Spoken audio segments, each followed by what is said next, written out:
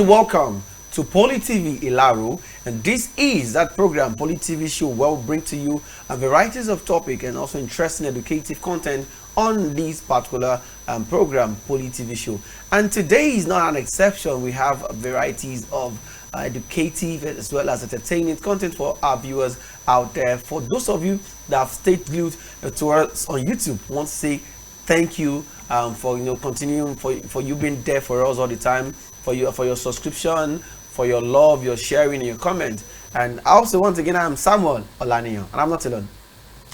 Good day, everyone. My name is Peter Olaniyan, and I'm delighted to be here again for another edition of your program, Poly TV Show on Poly TV Ilaro. All right, on Poly TV Show, we have varieties of segments, and today we'll be having the front page review of newspaper headline as well as that segment, FA Agenda. We're going to shop, when we'll come back, we move straight to front page review of newspaper headlines. We'll be right back. Don't go anywhere.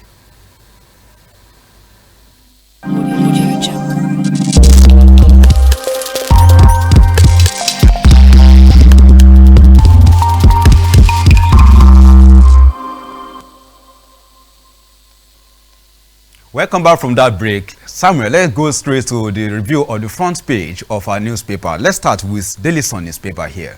Okay. I have this major story here.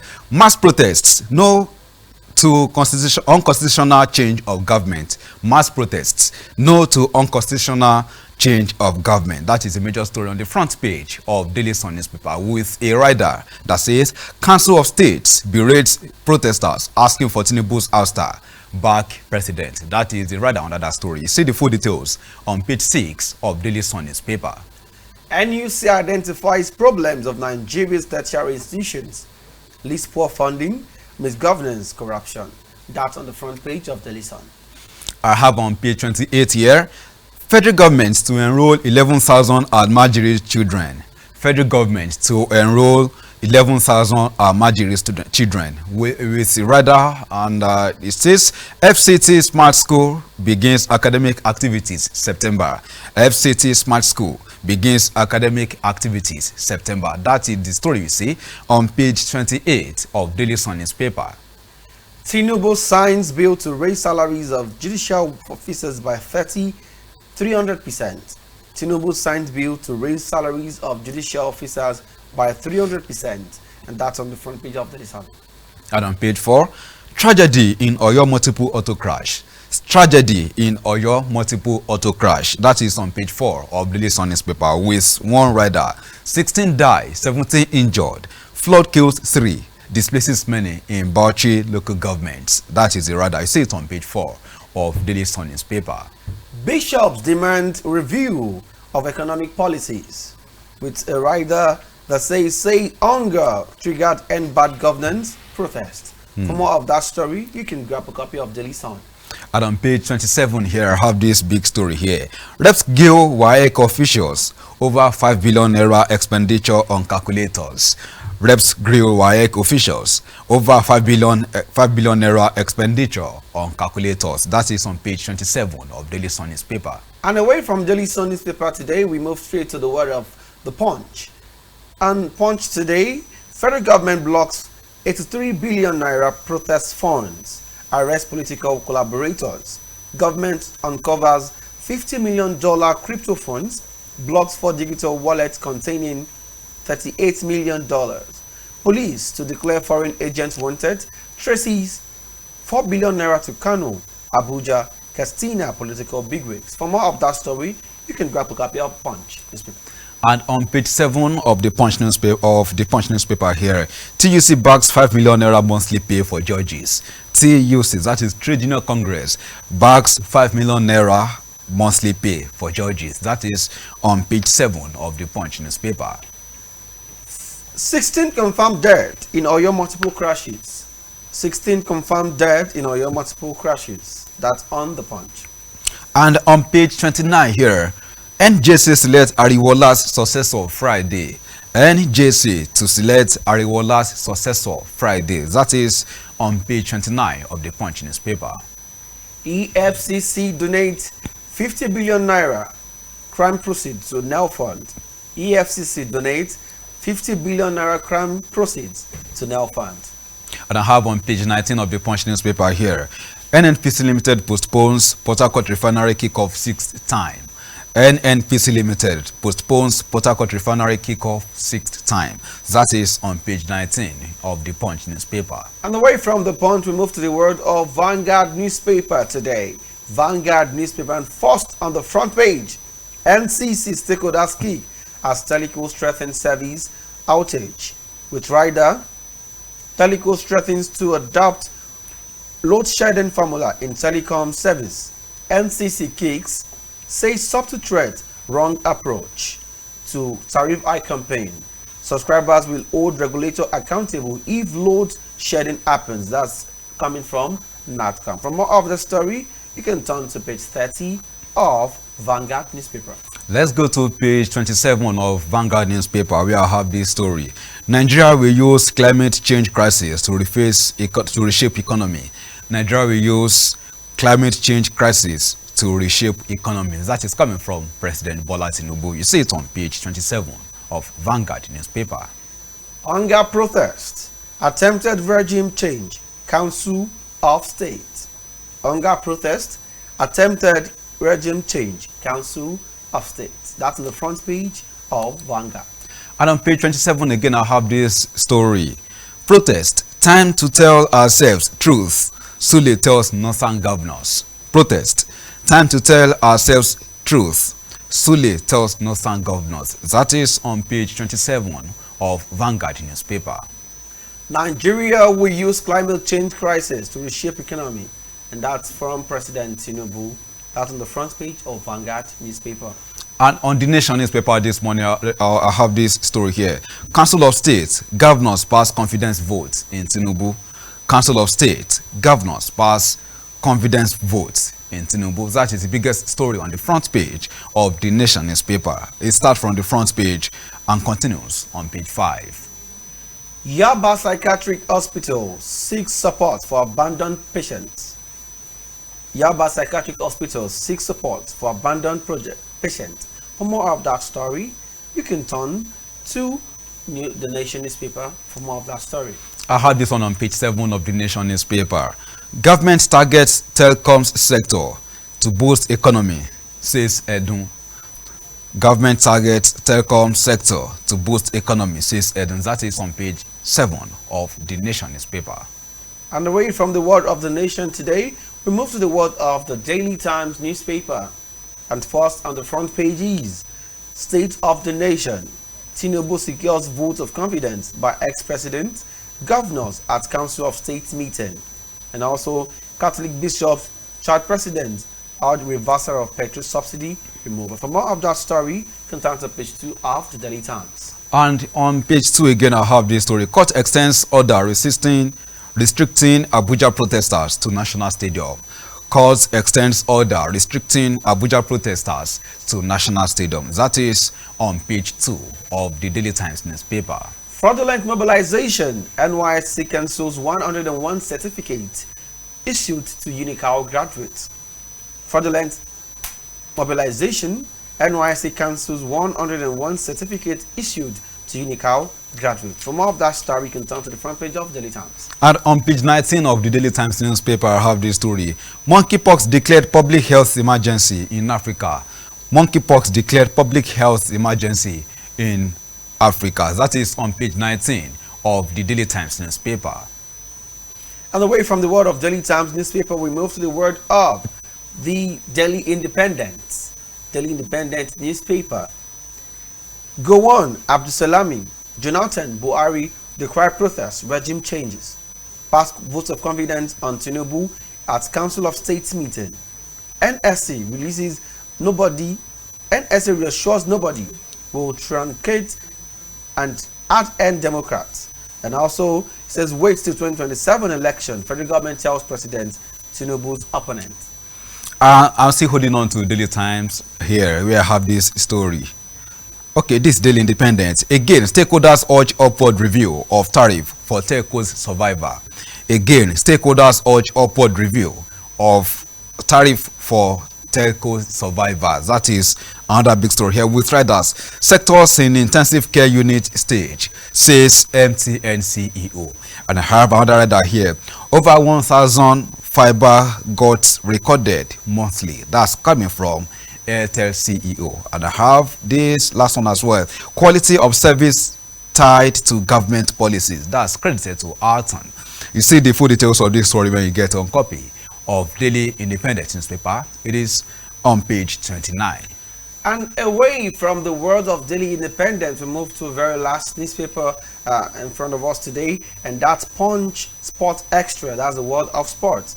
And here we have a very big story on the front page of Punch Sport Extra that says UEFA Super Cup, there he goes again. UEFA Super Cup, there he goes again. Lookman eyes another Atlanta heroic against Madrid. And for those that don't know, the match between Madrid and Atalanta will play today. I mean, today, that's the UEFA Super Cup. And let's see if Madrid will claim that title again for a record time. I have this one here. Sociedad wants 20 million euros for Sadiq. Sociedad wants 20 million euros for Sadiq. That is Umar Sadiq. Any club that wants to sign him from Real Sociedad should be ready to pay 20 million euros. That is according to the club. His picture is here. That is talking about Real Sociedad and Sadiq Umar. Palmer extends with Chelsea till 2033. Cole Palmer, I'm talking about that. England striker as well as Chelsea striker Cole Palmer extends with Chelsea till 2033. And I have this one here. City linked with 60 million euros Diaz Soup. City linked with 60 million euros Diaz Soup. That is Diaz of Liverpool. Man City are looking for him right now, and Liverpool have told them to pay up to 60 million euros before they will sign him. Osimhen won't shine at Chelsea, and also Lukaku agrees pay cut for Napoli move. Osimhen won't shine at Chelsea. Lukaku agrees pay cut for Napoli move. And that will be all on our front page review of newspaper. And I want to appreciate you for staying tuned to this segment of the program, Poly TV show, your darling station, Poly TV Laro. We're going on a short break. When we come back, time for that program, that segment of the program, FPI Agenda. We'll be right back.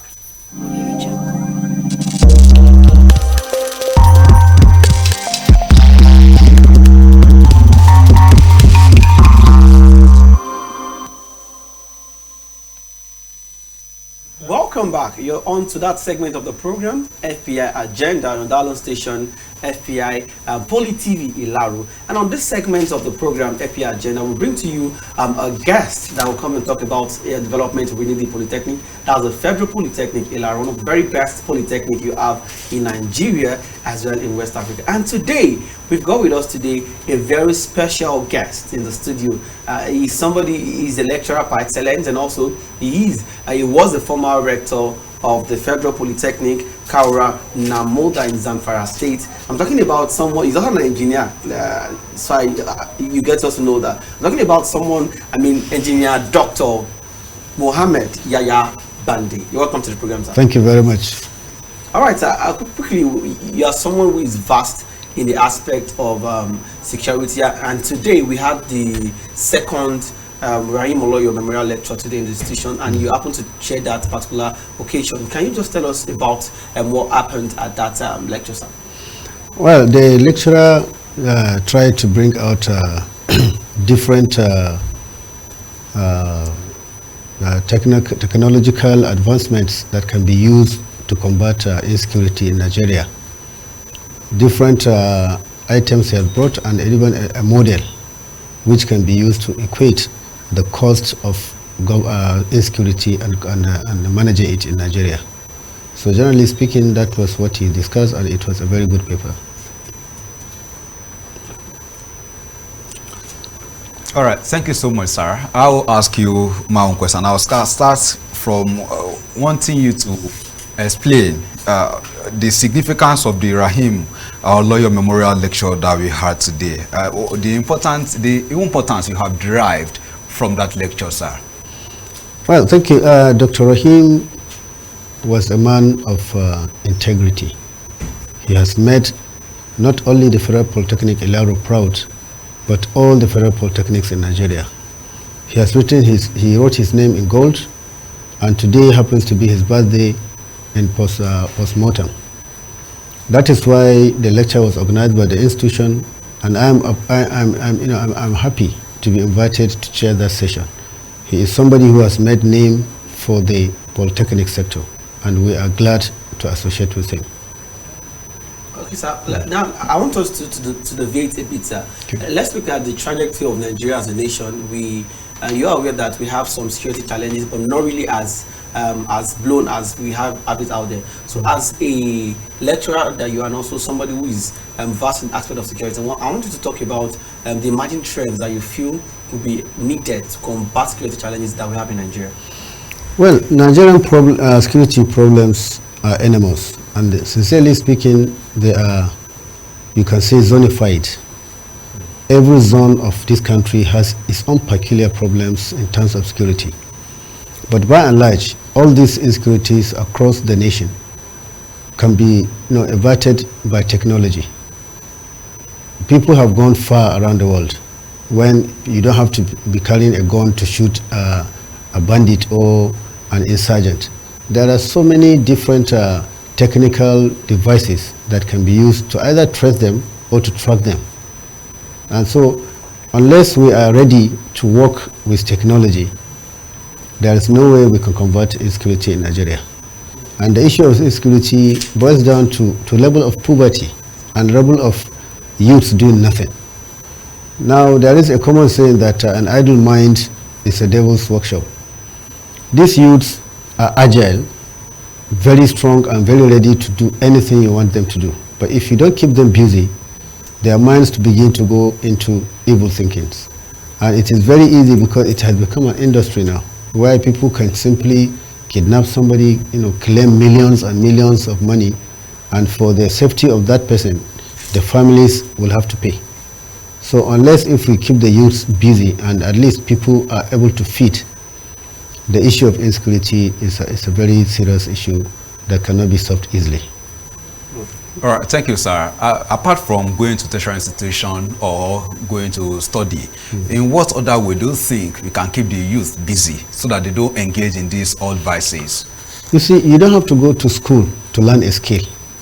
There are so many informal skills around the country. Even in Laro here, you see people doing welder on the road, mechanics. These are not school-based trainings. They are skills they have learned from other people. And they are very important to the community, to the society, because without them, the society cannot even move. So people who don't want to go to school, or even in school now, the National Board for Technical Education have created a program in such a way that if you have a diploma or you are doing a diploma or HND, another program has been created that is called NSQ, National Skills Qualification, that you can learn any trade of your choice. If you want to learn how to repair car, motor mechanic, welding, crafting, so many other skills are there developed. In addition to your own qualification, you graduate with another qualification that is called NSQ.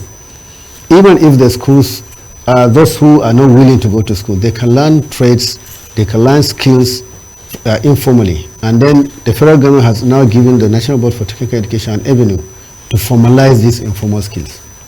So there are so many ways people can learn. They don't have to be idle.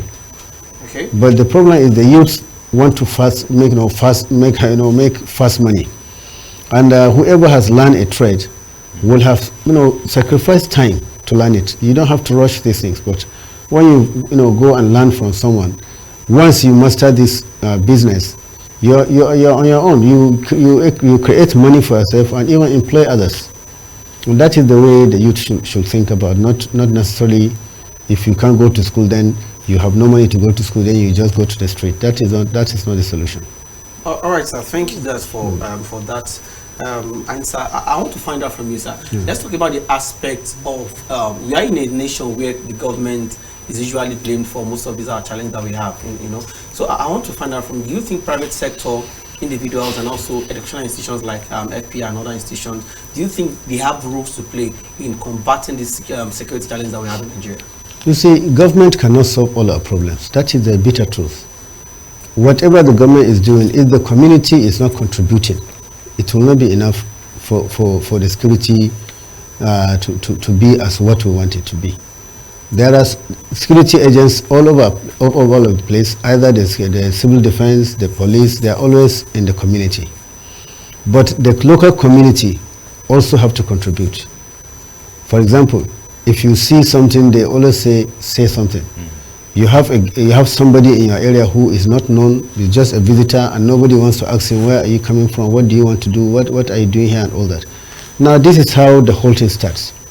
Somebody who is a criminal, maybe from another part of the country, he will now, maybe he's wanted there, he just moved to your locality, and then nobody wants to ask, and then he becomes, he stabilizes himself there, and before you know it, he will now mobilize 1 or 2 people, and then they become a group. So the community really have a lot to do on this. The community must be willing to police themselves first before the government can help. But whatever the government is doing, so long as the community are not interested, then I don't think we can go anywhere. The community must be part of our policy. Dr. Bande, you talked about NSQ then. Yeah. Can you please help us expatiate more on that, and how is this happening in polytechnics right now? Please tell us more about it, sir. Yes, NSQ means National Skills Qualification. It is a qualification where a student, whether ND or HND student, it is only obtainable in the polytechnics as at now. In addition to the national diploma you are pursuing of your own choice, maybe let's say a student is studying mechanical engineering and he wants to learn tiling or POP. That is a skill separate from his own regular ND program. So now what the board is doing is to create these skills so that somebody can be reading his mechanical engineering at ND or HND level, but he will be going to learn about tiling or POP or any other skill that is not directly related to his own field. At the end of the program, you will be assessed and then you will be tested. I think the entire program is about 70% practical or 80%. So by the time you finish, you will be tested, and then there are what we call QAA, Quality Assurance Assessors, who will assess what you have done and assess the quality of finishing. Make corrections for you. When they are satisfied you are okay, they certify you. Now this certificate is recognized worldwide. In addition to your ND or HND or whatever you have been learning, you have additional qualification that can secure you job. And that is what the National Board for Technical Education is pushing now, and it is going to be applicable to all polytechnics.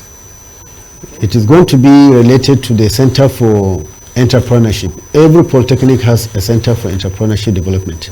So these skills will be domiciled there, and the trainings will be done there. So every student will have another skill in addition to his own basic skills, and that alone can get him job. And if he doesn't want to work for government, he is already having a hands-on skill that he can be on his own and even employ other youths. But that way, the number of youths roaming the streets and creating chaos and all that will be drastically reduced.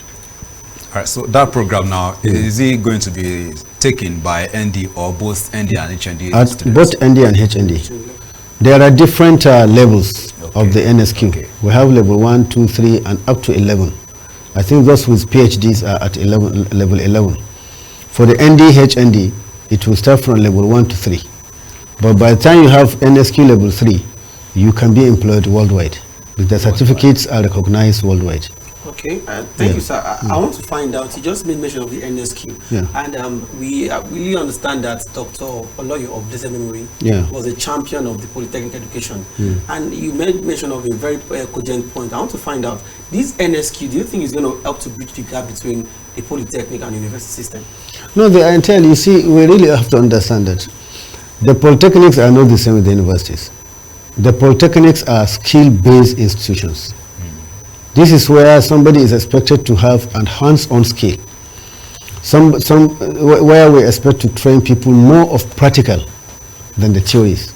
The university education is more of the theory than the practical. So they are actually not even in the same, So somebody who wants to learn a skill, the best place for him is to go to the polytechnic.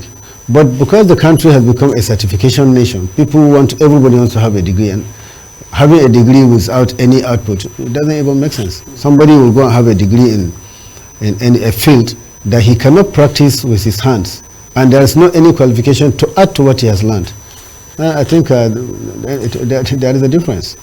Yeah, so that's why people who want to learn to do a skill, to be self-employed and to even employ others, the best place for them is a polytechnic.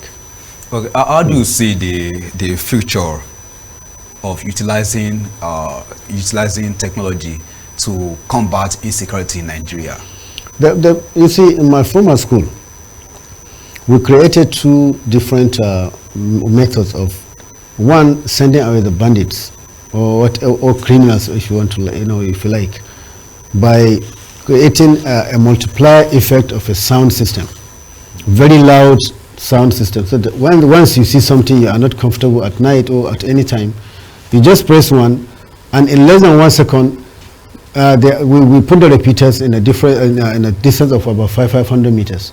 The next one will peak in the next second, and then before you know it, the entire area is under serious high siren. So everybody, whoever is having intention of cheating, will leave. And then we also develop a small drone that will be able to move around and see the location of these bandits. It's a very simple mechanism. And the best place for you to have all this is at the polytechnics. Because whatever we do there are hands-on. So we do things, we practicalize them, we see them, we train our students, and that is the way it should be. We have no any other way to combat this insecurity but technology. Whether we like it or not, that is the only way out. All right, we need to go on a short break and we'll come back. We still have with us in the studio Engineer Dr. Yahya Muhammad Bande, the former rector of the Federal Polytechnic, Kaura Namoda, Zamfara State. We'll be right back. Don't go anywhere.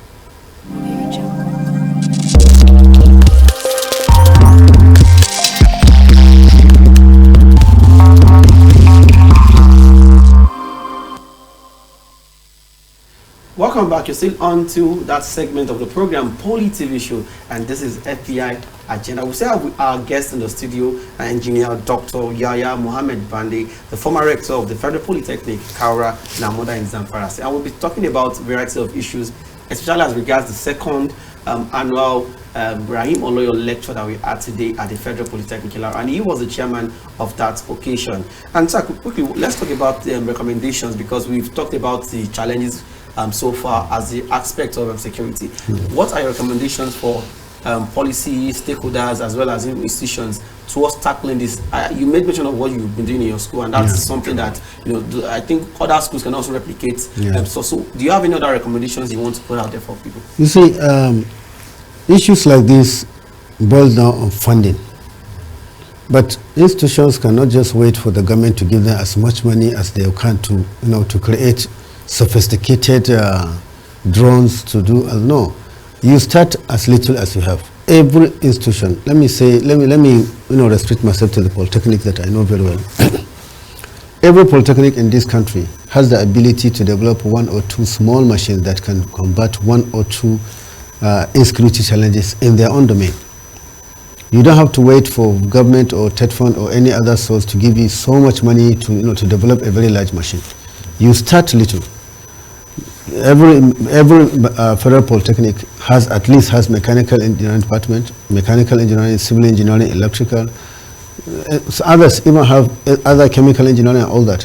These departments can come together to create one small equipment that can solve 1 or 2 problems. And how do you do that?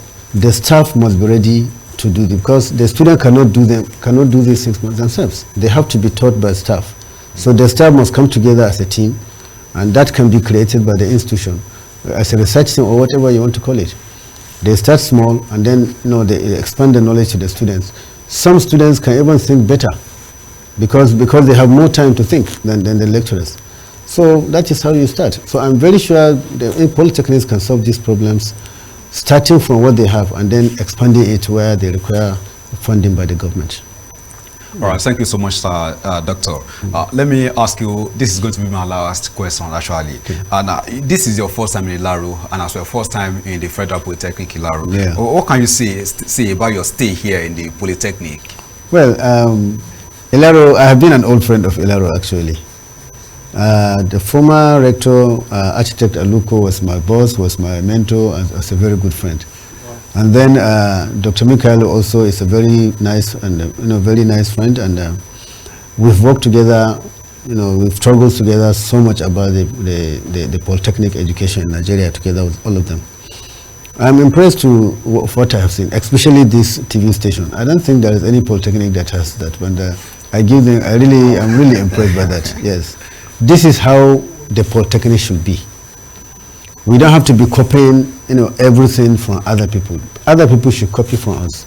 And if every zone, at least we have one polytechnic that have a facility like this, I think we can use that as an enlightenment for a lot of people. And then it becomes a source of revenue for the polytechnic. I think the Polytechnic Ilaro, I'm impressed with what I have seen, and I'm happy with the leadership style of the polytechnic. Thank you so much. Thank you very much. Yeah. And this way we are going to call it a wrap on the segments, the agenda, IPR agenda on Poly TV show, on Poly TV Ilaro. And with us in the studio is Engineer Dr. Yahaya Mohammed Bande, former rector, the Federal Polytechnic, Kaura Namunda in Zamfara State. We'll be right back after this short break. And also want to appreciate you for coming on the program today, sir. And we just when next we call you to our Polytechnic to be here. Thank you very much. I'm glad to be here. All right. Thank you. Audio Jungle.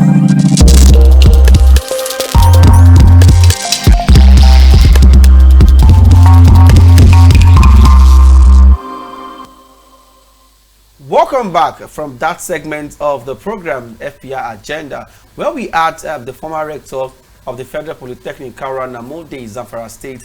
He was here all the way from Zamfara State because of the second. We had the second annual memorial lecture for the late Dr. Rahim Adisa Oloyo, who was the former rector of the Federal Polytechnic Ilaro. And then this segment of the program, Center Table, we are here to discuss the legacy of that man. I mean, Dr. Rahim Adisa Oloyo. He was the former rector of the Federal Polytechnic Ilaro, and you would agree with me that while he was a rector, a whole lot of development, a whole lot of changes happened at the Federal Polytechnic Ilaro. Peter, what do you have to say about this? Yes, Dr. Oloyo, actually, when he was director, I was not here then, but the legacy he built, I met all of them. Today, I saw the former rector, the Architect Aluko, when he was talking, and he said it was a legacy that was laid down by late Dr. Oloyo that he built upon. And those legacy he left behind, we still see them in the Polytechnic right now. And that is what the Polytechnic has been thriving on, being the best Polytechnic in Nigeria, most sought after Polytechnic in Nigeria. All these legacies, most of them are laid down by the late Dr. Rahim Adisa Oloyo. I also think one issue that comes to mind for me was the fact that Dr. Oloyo, he was a very simple man while he was on campus. Yes. And I could remember that then, I think I was doing my IT then with the Department of Mass Comm. We shared a building together, and he was just so humble as a person, and he was a very accessible as a man. And the fact remains that the entire Polytechnic community, both lecturers, staff, and students, would miss him, and especially members of the students of the SLT department, because he was one of the pioneers in that department. I mean, SLT, Science Laboratory Technology. He was one of the very a mentor in that department. He was just one of the very best we had in this. And I remember at the point in time, he was named among one of the greatest scientists we had in Nigeria. Those are some of his accolades as a person. He is read far and wide as someone, and is respected in the fields of academics. I think we give it up to you're talking about Dr. Oloyo, late Dr. Oloyo as a mentor. It's not just a mentor to those in the SLT department. Today, when I saw the former rector, Architect Aluko, talking, he said Dr. Oloyo also was his mentor. You know, it was after Dr. Oloyo left office that Architect Aluko assumed office as the rector. And he said there was nothing he did as a rector that he did not learn under Dr. Oloyo. So that's why everybody is talking about him today, being a great man. And at the memorial lecture today, when Dr. Isiaka from the Polytechnic Ibadan was talking about him, he said, great men don't die, great people don't die, because there is nothing that will happen wherever they have stepped on while on earth that you won't talk about them. Their memories will still be in your heart. Today, I also saw the wife talking. That is the wife of late Dr. Oloyo, and she said there was nothing that the husband would do that he won't tell them at all. And he said his affairs in the Polytechnic as director, as the then rector, did not affect his responsibilities as the husband and as the father in the house. So he balanced the equation very well. It was 50-50. I can also tell you that many staff that worked under him, even the deans and even students that were under him, those staff, they said many of them, some went for their PhD degree, and Dr. Loyo will call, you have this potential, why not go for PhD? And he's always assessing them. Okay, you can do this, And I swear, many were saying there was no paper they wrote that Dr. Loyo did not read for them. They will check the papers for them, edit it for them, correct them, put them through how they go about things. Dr. Loyo was always doing that for them. So it's a great man indeed. And like Dr. Isaka said, like I said earlier, great men don't die. And today is supposed to be his birthday, but in commemoration of his birthday, his posthumous birthday, and they had a second annual lecture at the, and also that reminds me, I think we have a building in the school that was named after him. Yes, that's the International Conference Center. That the popular glass house. Of course, that's named after him. It's called the Glass House. And if you're a student or a member of the community and you've not been to that place, I mean, it's a beauty to behold. Let me tell you, any student that likes to snap and has not snapped, exactly. Of course. It has a very cool background. The building is such a very good one for someone of his caliber. And this particular episode of Poly TV Show is dedicated to this man of excellence, somebody who has impacted lives, millions of lives. Students all over the world are still. We're celebrating not money. We're celebrating the life of our very own former rector, Dr. Rahim Adisa Oloyo. And in commemorating his birthday, and that's why we just had to dedicate this segment of the program, Center Table. Decided not to bring any guests because we already had the former rector from Engineer Dr. Bande, from all the way from Zamfara State. I mean, that's a whole lot of travel distance. So we already spoke about him, and then we all are celebrating him, and also we are sending our love out there to the families of Dr.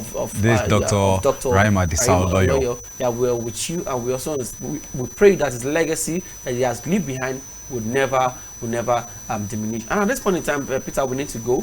We want to appreciate all those who have stayed glued to this program, Poly TV Show, but just keep on bringing in the love, the likes, the shares, the comments. We love you all. Thank you so much for being a part of us. And also, don't forget that as student that you are, as a member of the Polytechnic community, our fans out there, our audience, don't forget that you all are there because of we want to serve you, give you the very best of our content. We are here because of you. We are here because we want you all to, we want you all. We are here because we want you all, to keep listening to us, to keep watching us all the time. Keep on subscribing. Keep on liking our videos on YouTube. And if you have not subscribed to our YouTube channel, please do so right away. Rush on to YouTube and search Poly TV Ilaro, and then click on subscribe button, and also turn on the bell notification so you can get informed whenever we post a new video on Poly TV Show Ilaro. Peter. Yes, thank you all for watching. We appreciate all of you, and this way we are going to call it a wrap on the program for today. My name is Peter Olaniyan, and I am Samuel Olaniyan. We love you because you are here for us. Bye.